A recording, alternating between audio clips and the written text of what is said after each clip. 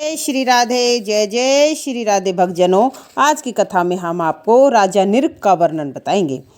सुखदेव जी कहते हैं कि हे राजन, सूर्यवंश में निर्ग नामक एक बड़ा धर्मात्मा राजा था। वह प्रतिदिन अनगिनत गौएं ब्राह्मणों को दान में दिया करता था। आकाश के तारे गिन लिए जाएं, परंतु उस राजा के द्वारा दान किए जाने वाली गायों को गिना नहीं जा सकता था। ऐसा परम धार्मिक राजा भी अनजाने में थोड़ा सा पाप करने के कारण गिरगिट हो गया। तब उसे कृष्णचंद्र जी ने अपने चरणों की रज देकर मुक्त किया। सुखदेव जी ने कहा, हे परीक्षित, राजा निर्ग प्रतिदिन प्रातःकाल हजारों गौ विधि पूर्वक ब्राह्मणों को दान करके भोजन करता था।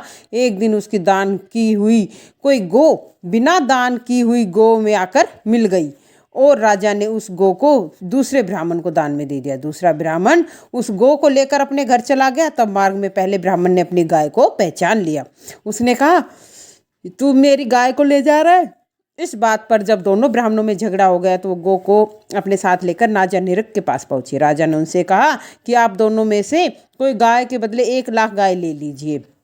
यह सुनकर ब्राह्मणों का, हे राजन, हमने इस गौ का संकल्प अपने हाथ पे ग्रहण किया था, इसलिए इसके बदले दूसरी गौ नहीं ले सकते। भक्तजनों, कहने का अभिप्राय है, पहले यदि जब ब्राह्मण संकल्प ले लेता था तो उसके प्राण चले जाए, परंतु संकल्प नहीं छोड़ता था। उन्होंने वो संकल्प करके वही गाय ली थी और इसलिए वही गाय लेना चाहते थे। आज यदि हमें कोई संकल्प देता है, हम उसको मिथ्या कर देते हैं और यदि एक गाय के बदले हमें हजारों गाय मिल रही हो तो हम फटाफट ले लेंगे।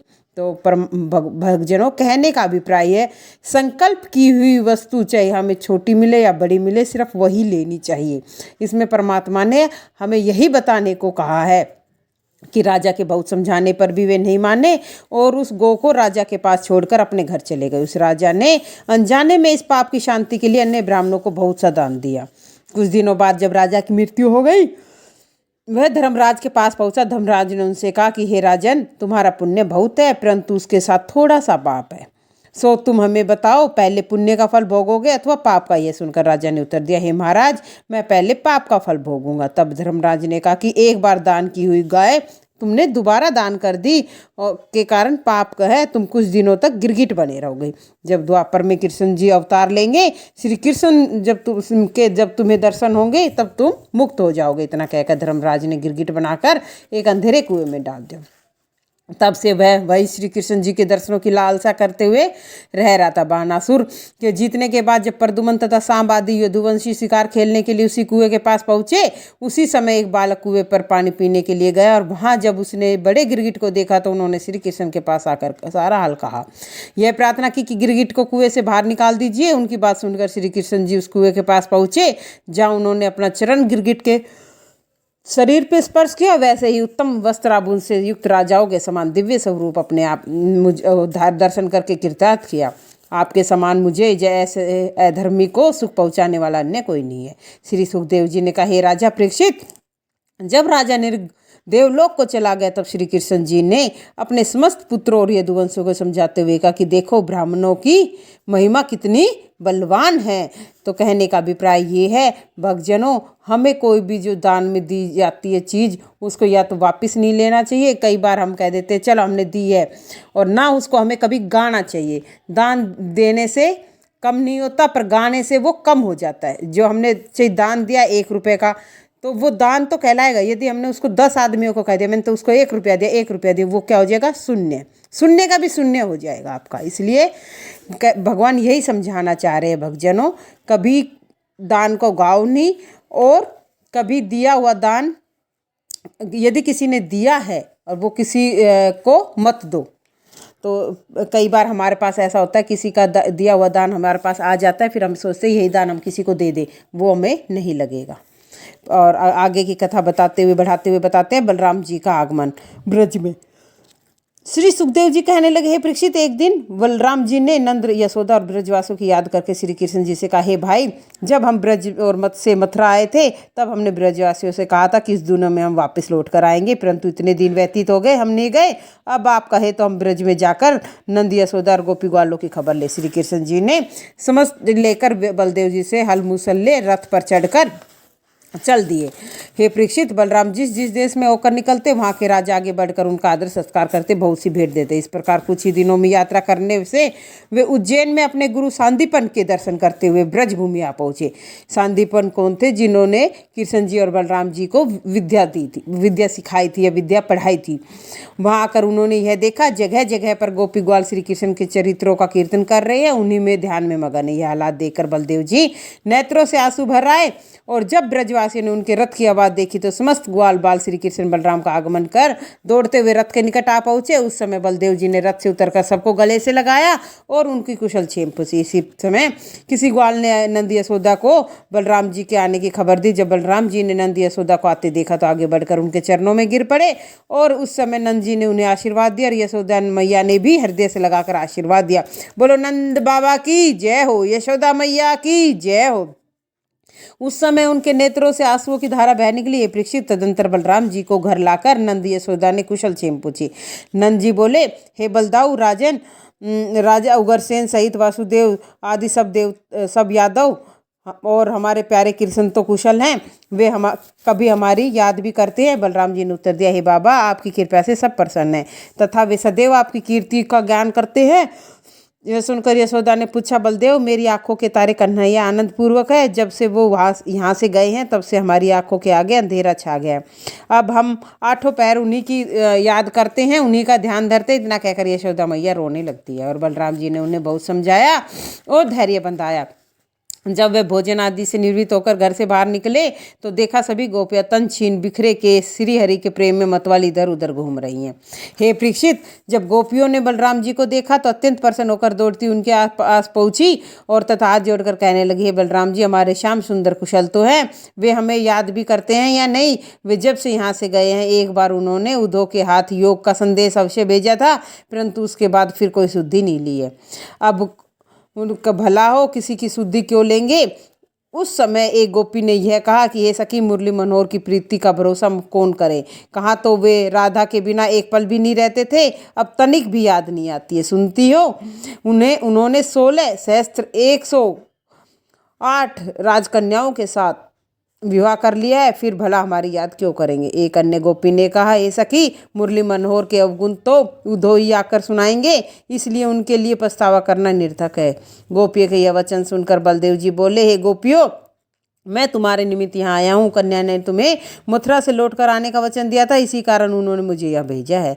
अब हम दोनों 2 महीने तक यहीं तुम्हारे साथ रहेंगे। यह कहकर बलभद्र ने समस्त गोपियाओं को यह आज्ञा दी कि आज पूर्णिमा की रात्रि है, इसलिए तुम श्रृंगार करके वन में जाओ, जिससे हम सब रास करेंगे।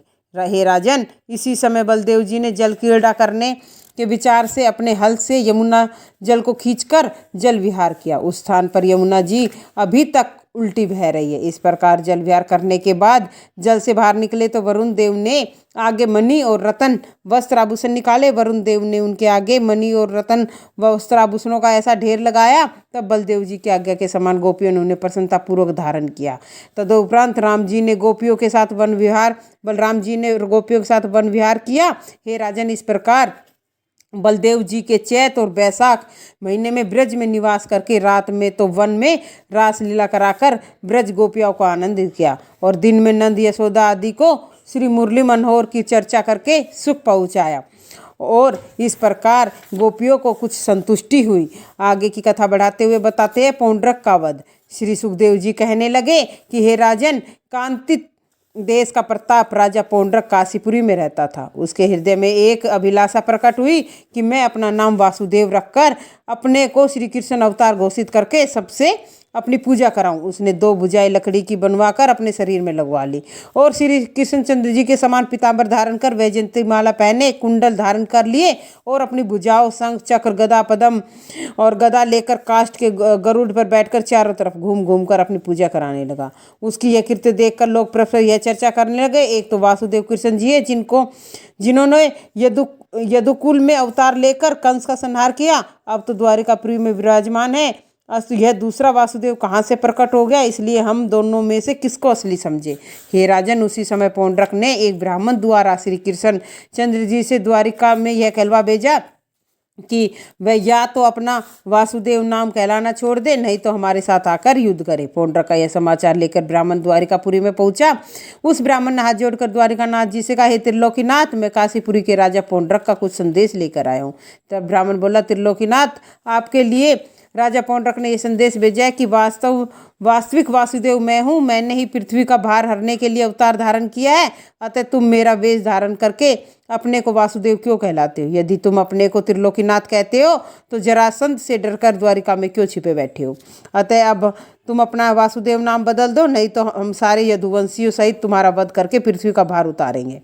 हे राजन, जब पौंड्रक के दूत ने ऐसे वचन कहे तो श्री कृष्णचंद्र जी समस्त यदुवंशी हंस पड़े। उसी क्षण एक यदुवंशी क्रोध में भरकर बोल उठा, हे ब्राह्मण, यदि कोई अन्य व्यक्ति ऐसे अहंकार भरे वचन कहता तो हम उसे बिना मारे नहीं छोड़ते। यह सुनकर कृष्ण जी ने उसे समझाते हुए कहे, भाई, दूत पर क्रोधित होना उचित नहीं है। फिर द्वारिकानाथ ने उस दूत से कहा कि ब्राह्मण, तुम अपने राजा से जाकर कहना, वे तुम्हारा संदेश सुनकर बहुत ही हर्षित हुए और तुम्हारा स्वागत करने के लिए काशी आ रहे हैं। इतना सुनकर वह दूत द्वारिका से लौटकर काशीपुरी में आया और राजा पौंड्रक को सारा हाल सुनाया। तदुपरांत श्री कृष्णचंद्र जी ने यदुवंशियों की सेना के सहित काशीपुरी में आ पहुंचे। जब उन्होंने काशी में जाकर अपना पंचजन्य शंख बजाया तो राजा पौंड्रक युद्ध करने के निमित्त 2 अक्षौणी सेना को लेकर उनके समय को आ पहुंचा। उस समय उनका मित्र प्रयाग नरेश पार संग्रहमी उनकी सहायता के लिए 3 अक्षौणी सेना लेकर रणभूमि में आ डटा। अस्तु जब युद्ध शुरू हुआ, श्री द्वारिकानाथ जी ने राजा पौंड्रक के आगे जाकर मुकुट उतार लिया और मुस्कुराते हुए बोले, हे राजन, हम तुम्हारे संदेश को पाकर यहाँ आए हैं। यदि तुम अब भी सच्ची बात स्वीकार कर लो तो हम तुम्हें छोड़ देंगे, नहीं तो तुम बेमौत मारे जाओगे। जब उसने द्वारिकानाथ से यह बात न मानी तो तब उनकी आज्ञा से सुदर्शन चक्र ने उस कपट वेशधारी पौंड्रक का सिर धड़ से अलग कर दिया। तदुपरांत उनका मस्तक उड़ गया और काशीपुरी के द्वार पर जा पड़ा। हे राजन, उस पौंड्रक के पुत्र सुदक्षिण ने क्रोधित होकर यह प्रतिज्ञा की, मैं अपने पिता का बदला लेकर ही रहूंगा। यह प्रण करके श्री कृष्णचंद्र जी को मारने के लिए शिव जी का घोर तप करने लगा। सुखदेव जी बोले, हे परीक्षित, जब सुदक्षिण ने विश्वास पूर्वक शिव जी की तपस्या की तो शिव जी ने प्रकट होकर उसे वरदान मांगने को कहा। तब सुदक्षिण ने विनती करके कहा कि हे भगवान, मेरी केवल यही इच्छा है कि जिसने मेरे पिता को मारा है उसे इसका फल अब मिल जाए।